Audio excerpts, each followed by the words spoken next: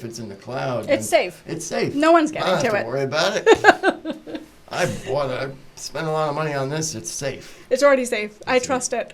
I feel like most people get annoyed with two-factor authentication, multi-factor, and I feel like it's such an added layer and such a simple layer of added security to your access to any platform, especially a CRM, which stores a lot of data.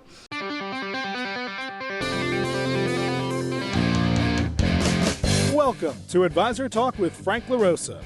Brought to you by Elite Consulting Partners, it's the only podcast offering unfiltered guidance and direct advice for all things concerning financial advisors, RIAs, and the practitioners in the wealth management business.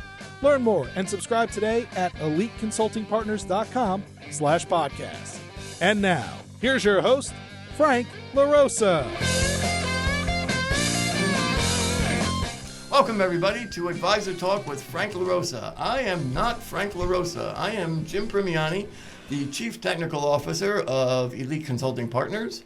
And to my left is, of course, Sue Cheema, the Chief Information Officer of Elite Consulting Partners, and JEDI. First time Jim and I are doing a podcast together. My first appearance on Advisor Talk with Frank LaRosa. The CTO of Elite Consulting Partners.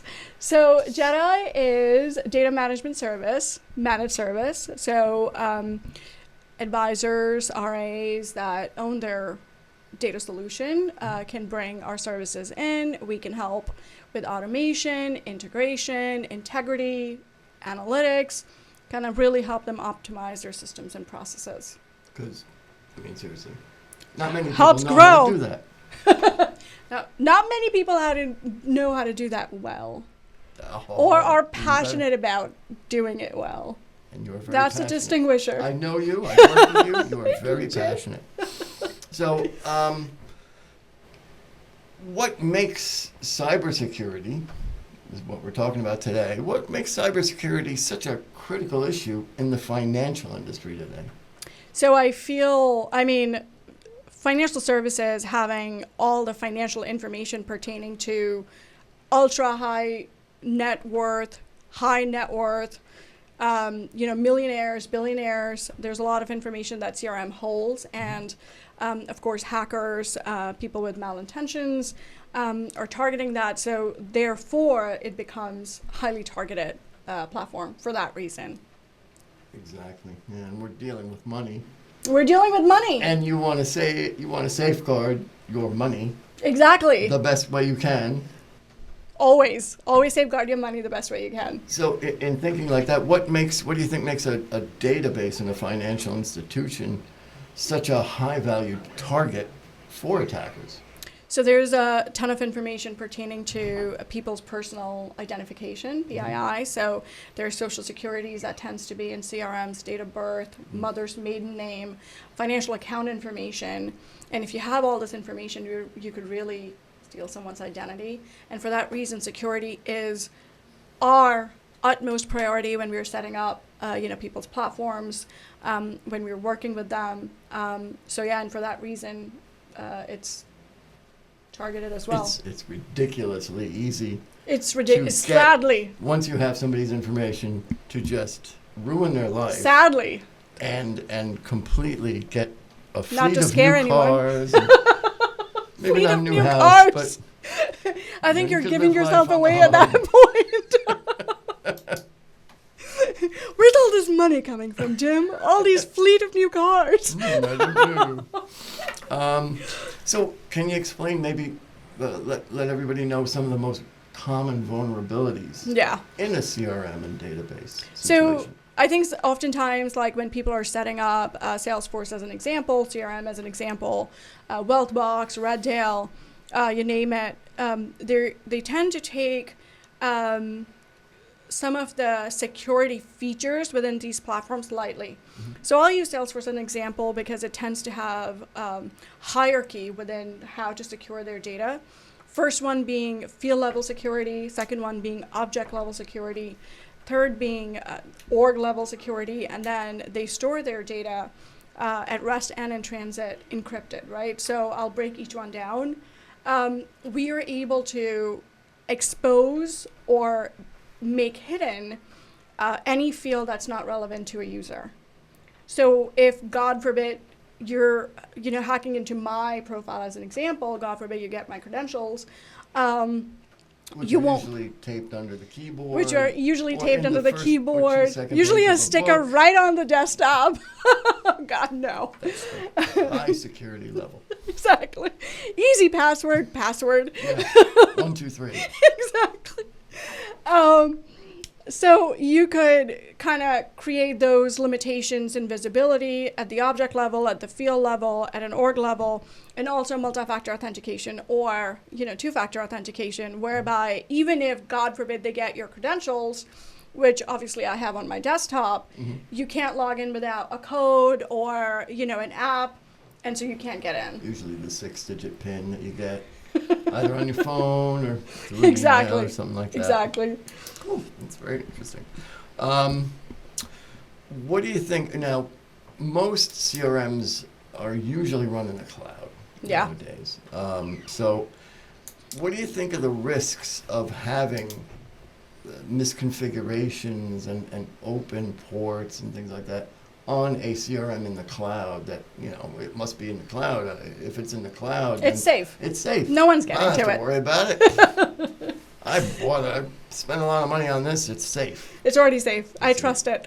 I feel like most people get annoyed with two-factor authentication, multi-factor, and I feel like it's such an added layer and such a simple layer of added security to your access to any platform, especially a CRM, which stores a lot of data. So please, when you're configuring any CRM, get your multi-factor authentication set up immediately, especially if you have social securities in there, if you have date of birth in there. I think that's important. The second is only expose the fields that people are going to leverage. So if someone doesn't need to see the mother's maiden name or social security or tax ID, don't expose it to that user. They don't need to see it. Financial accounts, if you're syncing financial accounts or primary account holder and then you have their birth date, you don't need to expose it to everyone. Expose it to only a couple of people within the firm. So I would say those would be my top 3. Interesting. And that boils down for Outlook. Microsoft 365, which 99% of the people in the world use. Everyone uses that.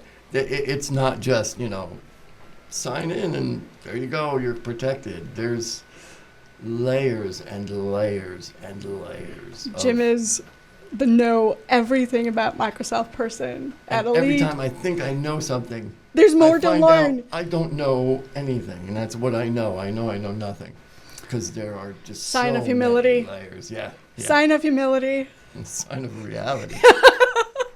There's just too much to know. And you need somebody to come in and who's done it, who looks at this and says, This is your I loophole. was on the outside trying to get in. Where am I going to go? I'm going Right. to go here. Right. Oh, look, it's open. I better close that. Well, if that's closed, I would go to this next part. Yeah. Oh, that's open. That's Let's close easy. That. Yep. Kind of like a penetration test, only you're not really, trying to get in. Jim, I was at a conference the other day, and last week, and there were, I kid you not, there were open personal hotspots everywhere. There always airports too are good for that. Oh, or like Wi-Fi, like if you have Wi-Fi, lock it up. You don't want someone else accessing it. I had a story about a neighbor who was using the other person's Wi-Fi for years and never really invested in one. They're like, oh, well, they have it. No password. Why It's not? Open. Works for me. It's open. Let me control their home devices. But a lot of people don't even realize the vulnerability They don't. that they're exposing themselves to the world. Mm-hmm. And it takes somebody like, you to come in and look at that Not me. I would never do that. and say, hey, maybe you should Hire someone, an Yeah. expert. Yeah. Yeah. Yeah. Close that door Close the door. and lock it. Yeah. Unless somebody has a Tightly. key, then they can get it. Yeah. So speaking about that, we're in 2025 and the technology is just steamrolling along. Exploding. So the big thing now is AI. So what do you think about how is AI changing the game in attacking and defending these systems? So hackers have a lot more information. They're getting sophisticated to be able to leverage and burn through some of the gates that you put on. And that's where I think it's where there are a ton of benefits. There's also sometimes risk because information is not just available to people with good intentions, it's also available to people with bad intentions. And that's why I like doing the most basic, the most utmost things is so important for all cloud-based platforms. Because it's never been, I mean, I guess like at some point we'll do more fingerprinting and more like, what is it, like retinal? Oh, retinal scanning. Yeah, each platform. Like actually I have Face ID on my phone. So like if you're leveraging, okay, so here's a good point. If you're leveraging CRM, Salesforce as mobile device, no one can actually steal this. I mean, besides the passcode, I have face recognition. I don't know how good we are at it, but no one can open my phone without my face being there. I hate using passwords as well. Yeah. And I have Too many of them. Windows Hello Yeah. on my machine, so I just sit down, look at it, Right. lets me in. Yeah. I've tried it with other people. Who Right. sit down that look kind of like me, but not as handsome. So Not as handsome as right. they'll sit down, they'll look at it, and it doesn't work. So Right. It's easy, and it's something. It's just another layer of security. I completely agree. I think to your point, I think the more artificial intelligence becomes mass leveraged, I think not only do hackers get more sophisticated, our support of our systems need to get like layered up. You know, yeah. Yeah, it's AI is trying to get into your systems, and we're using AI to protect the systems. So Complete combat. it's a what is it? A chessboard with the same Who is better? people playing on both sides. So, with all that said, if you had to summarize the most overlooked part of database security in finance, or really anywhere, Yeah. what would it be? I would say back up your systems. I think most CRMs have an easy setup. God forbid to export all your data on a weekly, monthly, annually basis. I would recommend monthly at the very least. Save it in one place, and God forbid something happens, you're able to have your information, your book of business, anything related to your client. You shut that system down. Exactly. It's like having your phone and all your contacts, and one Yep. day you have no contacts. Mm-hmm. Who are you going to call? How are you gonna live? Yeah, exactly. Exactly. I don't remember anyone's number anymore. I don't Right? either. Like I forget my my own. mother. I would know how to call my mother. Call mom. No mom. Exactly. So, I'm going to ask you, and then I'll answer as well. What do Yeah. you think one thing every CTO or information officer in finance should be thinking about right now when it comes to database systems? How to secure it more and more every day. Start with the basics. Hire professionals to really lock up the system in a safe environment. Have multi-factor authentication, two-factor authentication. Create your exports. Make sure you're not exposing fields that people don't need to see. Some of the basic stuff. Absolutely. I'm gonna piggyback on This that. is and this is say- an important one for our CTO. Oh, I'm gonna say the same thing you just said. You don't know what you don't know, Yeah.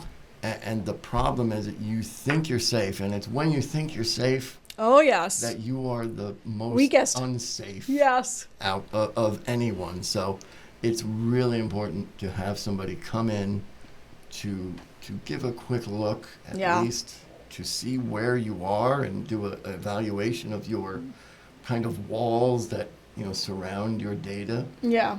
and see if there's cracks or there's holes. Yeah. Like for me it would be open ports and weak passwords and things like that, and passwords under keyboards. Oh God. It's a social thing. Usually that's the worst, but you can really build a secure dome around your stuff. Right. I mean, nothing is Fort Knox maybe is secure, but Maybe. Aside from that, even NASA got hacked, for God's sakes. And so... That's a sad statement. It is. And I won't even go there. They were finding passwords that were like password. Oh, That's that how bad? they got in. Yeah. That bad? Yeah, it's bad. So, yeah, it's building that protective layer Right. around your data. That is your most important thing. Yeah, your entire And firm really, relies on I mean, it. the easiest thing for you to do, Yeah. because you don't need to know it. There are other people that I've been doing this for 27 years, Yeah. so I kind of know where to go, kind of. Jim is the best. I'm not the best. Trying. I kind of know where to start at Yeah. least and Yeah. get most of it, but if you're just Joe Q advisor sitting there, I got CRM, it's in the cloud, I'm fine. Yeah. You probably aren't. Yeah. You A little really risky, especially today. aren't. Yeah. And those are like, hackers know that those are probably the easier target. Oh yeah.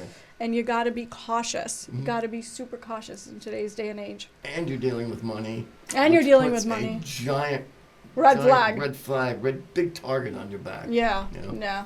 So, well, Sue, I had This a great was time. This was my such a first pleasure. podcast. I had a great time. Thanks for Thank you, Jim. giving up all your information here. Yeah. I So. learned a lot.